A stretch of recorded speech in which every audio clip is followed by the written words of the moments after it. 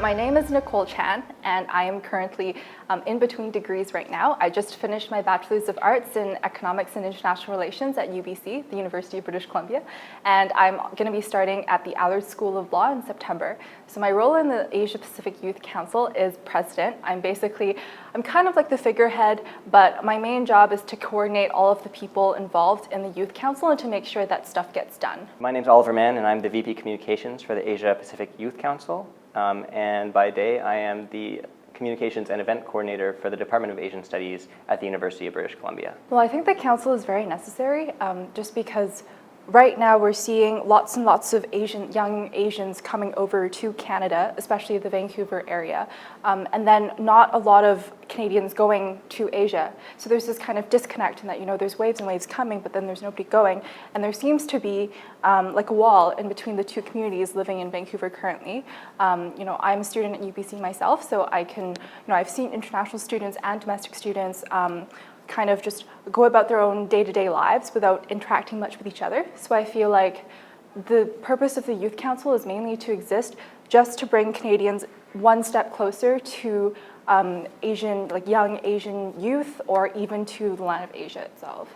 What I hope that the Asia Pacific Youth Council will achieve this year is to create a community of young Canadians that are interested in Asia, opportunities for that community to engage and network with professionals in Canada-Asia relations, and a window for the Asia Pacific Foundation to see what topics and conversations are important to young Canadians about Canada-Asia relations. There's currently 8 people in the Youth Council. There's me, for example, as the president coordinating everything, and then there's the portfolio I like to call the communications portfolio. So it's made up of the VP Communications, and then there's 2 VP Outreaches, domestic and international. So those 3 VPs are basically our communications arm. They get the council's word out to the wider world, and they help us connect to the students and the target audiences that we're trying to reach.